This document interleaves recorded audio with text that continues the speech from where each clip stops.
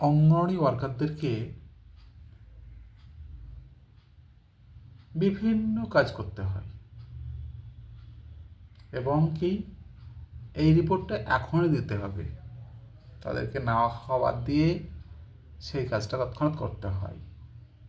এর মধ্যে ঠিকঠাক সময় তাদের মান্থলি বিল, যেমন ফুয়েল বিল, ফর্ম 4, এমপিআর, সবজি বিল ইত্যাদি ঠিকঠাক সময় জমা করতে হয় এবং সেটা ভুল হলে তৎক্ষণাৎ আবার সুপারভাইজারের মাধ্যমে তাদেরকে জানানো হয়, আবার বিলটা কারেকশান করে যথারীতি পেমেন্টটা করা হয়। এই কাজ করতে তাদেরকে যথেষ্ট সময় ব্যয় করতে হয়। তাই তাদের সুবিধার্থে আমি একটি ক্যালকুলেটর তৈরি করেছি বা ক্যালকুলেশন শিট তৈরি করেছি, একটা এক্সেল শিট। এখানে তারা সবজি বিল, জ্বালানি বিল,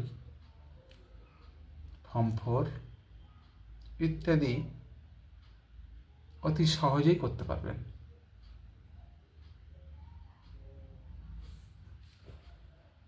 এখানে একটা এক্সেল শিট দেখানো হচ্ছে, যেখানে 3খানা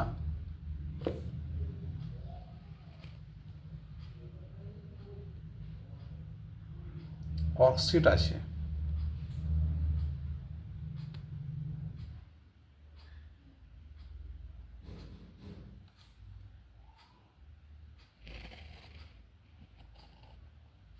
যেমন information sheet, fuel bill, veg bill, এটা একটা ইনফরমেশান শিট। বিভিন্ন ইনফরমেশান এখানে ডাটা আপনারা ইনপুট করবেন। তারপরে ফুয়েল বিলের একটা শিট, যেখানে ফুয়েল বিলটা আপনি দেখতে পাবেন, প্রিন্ট করে আপনি জমা দিতে পারবেন। একটা সবজি বিলের ফরম্যাট,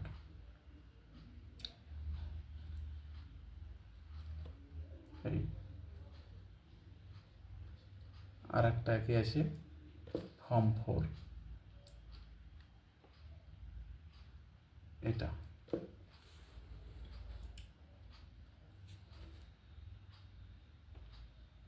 আমি এখন আগস্ট 2024-25 একটি বিল কী করে করা যায়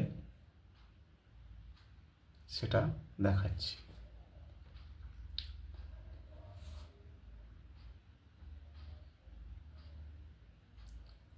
আপনার অফিসের নাম এটা তো দেওয়াই থাকবে, অ্যাড্রেস সবই দেওয়া থাকবে। শুধুমাত্র আপনি কি অঙ্গনওয়াড়ি ওয়ার্কারের নামটা এখানে দেবেন। আমি অঙ্গনওয়াড়ি ওয়ার্কারের নাম দিচ্ছি নাজমিন আক্তারি, NAZ।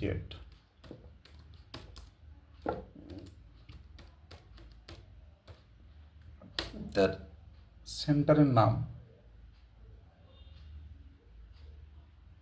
ঝামেলাপুর।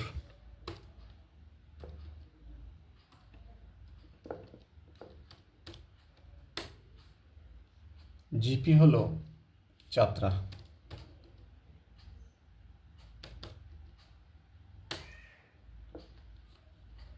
অঙ্গনওয়াড়ি সেন্টারের নম্বর 420। অঙ্গনওয়াড়ি সেন্টারের কোড 19-334-100।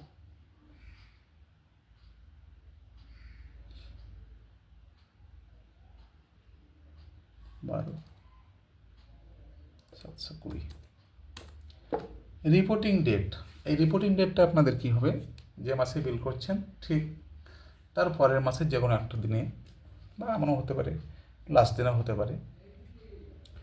তার রিপোর্টিং ডেটটা আমি যেহেতু আগস্টে বিল করব, তাই সেপ্টেম্বরের 1 তারিখ আমি রিপোর্টিং ডেটটা দিচ্ছি।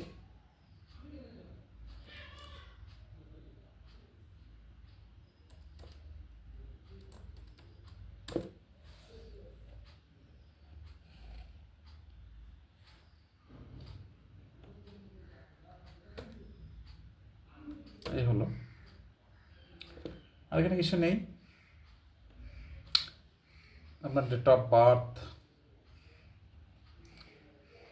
আর ডেট অফ জয়েনিং, এটা কোনো কাজে লাগবে না। আমি দিয়ে রেখেছি এই কারণে কি, যেহেতু একটা ক্যালকুলেটার, আপনি এখানে ডেট অফ বার্থটা দিয়ে আপনি আপনার বয়সটা কত সেটা জানতে পারবেন। ধরে নিচ্ছি কোনো একটি একজনের বয়স 2/5/1987, তাহলে তার বয়স, যেটা ভুল দিয়েছি 1987 হয়নি, তার জন্য কিন্তু আমার এটা দেখায়নি 1987, 38 বছর 4 মাস 2 দিন, এটা দেখিয়ে দিল। আবার ডেট অফ জয়েনিং যদি আপনার 9/11/2015 হয়, তাহলে কতদিন কাজ করছেন সেটা কিন্তু আপনারা দেখতে পাচ্ছেন। 9 বছর 9 মাস 25 দিন আপনি বর্তমানে কাজ করছেন। এটা আপনার সবজি এবং জ্বালানি বিলের সঙ্গে সম্পর্ক নেই, তবু আমি এটা রেখেছি, এটা চিলঙ্গি দরকার নেই।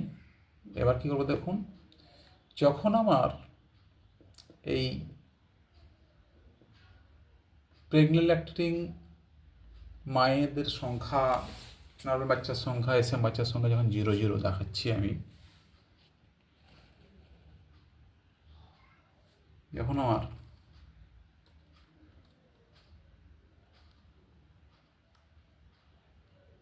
জিরো দেখাচ্ছি, তখন কিন্তু দেখুন সব ফুয়েল বিলটাও কিন্তু 0, কোনো অ্যামাউন্ট কিন্তু নেই। ফুয়েল বিলটাও 0, কোনো অ্যামাউন্ট নেই, সব ব্ল্যাঙ্ক।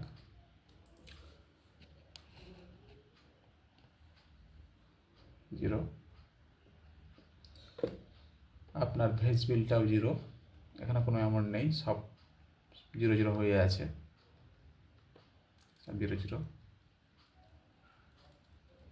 কিচ্ছু নেই। আপনার ফর্ম 4-এর ডাটা সব কিন্তু 0, কিচ্ছু নেই, সব ব্ল্যাঙ্ক। এবার আমি ইনফরমেশান সিটে বা ইনপুট সিটে আমি ডাটা এন্ট্রি করছি।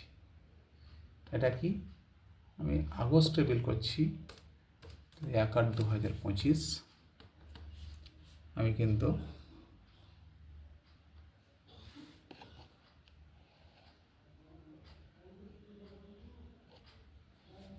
এক 8/2025 আমি দিচ্ছি, এখানে 1/8/2025 দিলাম। এটা দিয়ে ধরে নিচ্ছি প্রেগনেন্ট ল্যাকটেটের সংখ্যা আমার 20 জন, নর্মাল বাচ্চার সংখ্যা 95 জন, আর অতি অপুষ্টি বাচ্চার সংখ্যা 2 জন, মোট 117 জন। এবার আমি এই 4টা কলমকে একসঙ্গে ধরে এই প্লাস চিহ্ন রেখে আমি নিচে কিন্তু টেনে দিচ্ছি।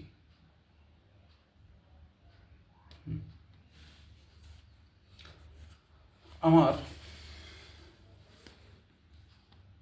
এবার দেখুন সবজি বিলে কিন্তু হয়ে গেল।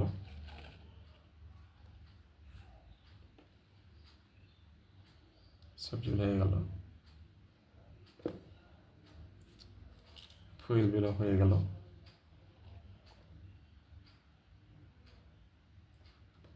আচ্ছা, সবজি বিল এটা হয়ে গেল, ফুয়েল বিল হয়ে গেল, আর ফর্ম 4-এর ডাটা এটাও কিন্তু হয়ে গেল।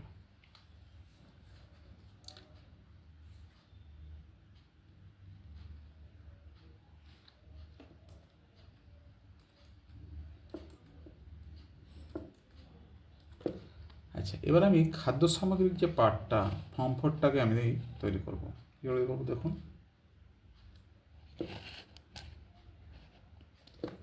এখানে দেওয়া আছে যে সমস্ত ইউনিটটাই আমি দেবো কিসে, গ্রামে।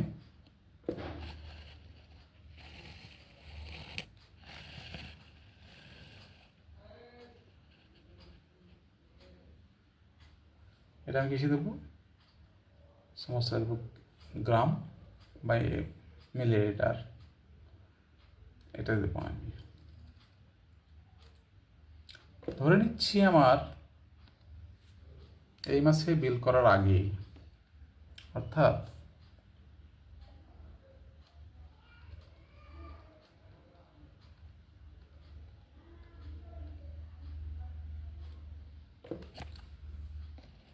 তো আমার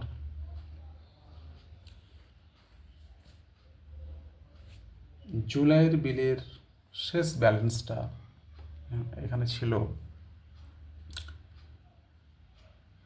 50 কেজি চাল, 50 কেজি লিখলাম, আর 3টা শূন্য দেবো, যদি পুরোটা গ্রামে লিখছি আমি 1 2 3, তাহলে এত গ্রাম চাল। ডাল ছিল 20 কেজি, 20 কেজি আবার 3টা শূন্য, আর তেল ছিল 5 লিটার, এরও 3টা শূন্য, আর 5 কেজি লবণ, এরও 3টা শূন্য দিলাম, এইভাবে আমি দিলাম দিলাম। আমার এই খাবারে কিন্তু পুরো মাস চলবে না। দেখুন আপনি ফর্মটা দেখুন এবার, দেখুন আপনার কদিন চলেছে, তারপরে সব খাবার বন্ধ হয়ে গেছে। চালের যা পরিমাণ তাতে আমার সামান্যই চলেছিল। কদিন কদিন ফুলভাবে চলেছিল, 6 তারিখ পর্যন্ত চলেছিল। আচ্ছা, 5 তারিখে আমার আবার খাবার আসছে, তাই এন্ট্রি করবো আমি 5 তারিখে। 5 তারিখে হচ্ছে আমার 300 কেজি ডাল এলো, চাল এলো।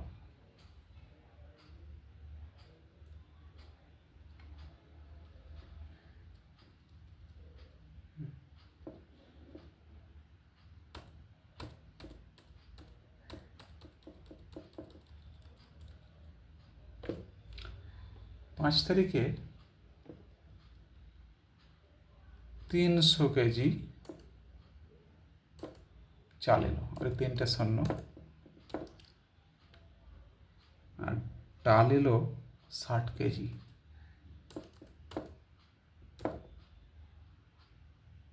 তেল 10 লিটার,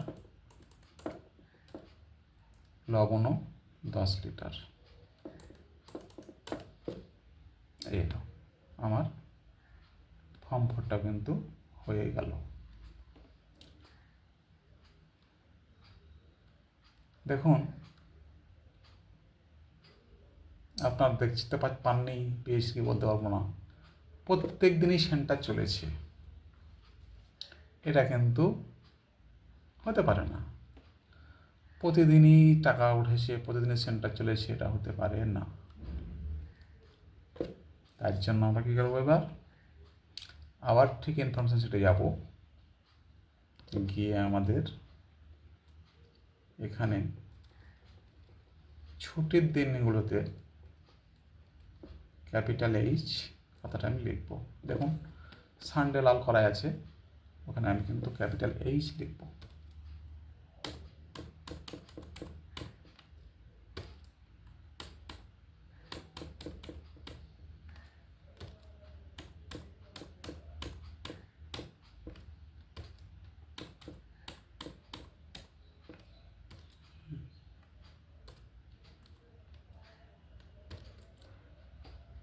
এছাড়া ছুটির দিন যেগুলো আছে, যেমন আমার 15 তারিখ ছুটি ছিল সেন্টার, সেটা কিন্তু আমি এইচ লিখলাম।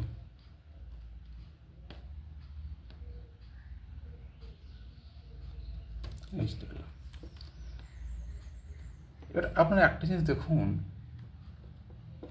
প্রত্যেক দিন কিন্তু একই বেনিফিশিয়ারি।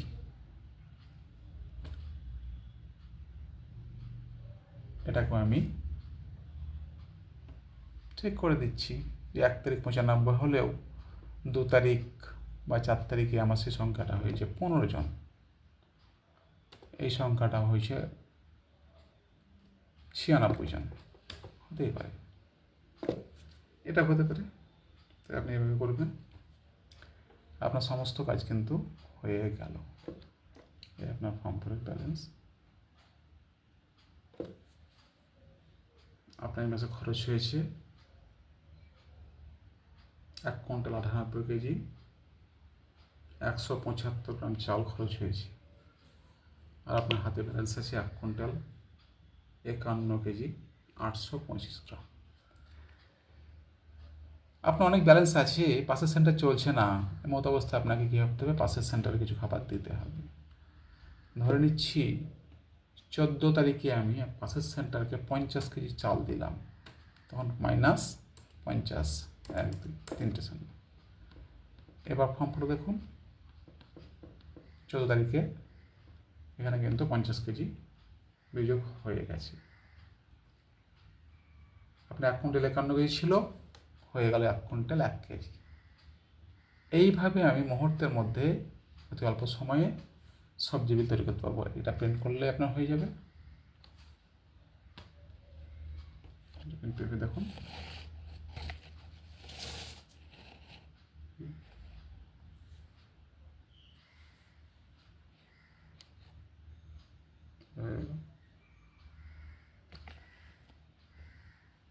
তেমনি জ্বালানি বিলটা হয়ে গেল, সবজি বিলটা ফর্ম 4টা হয়ে গেল। এটা যেহেতু বলেছি ক্যালকুলেটার, এটা আপনি কখনোই প্রিন্ট করে অফিসে জমা দেবেন না। শুধুমাত্র সবজি এবং জ্বালানি বিলটা দেওয়া যেতে পারে, কিন্তু এই ফর্ম 4টা কোনো মতেই অফিসে দেওয়া যাবে না।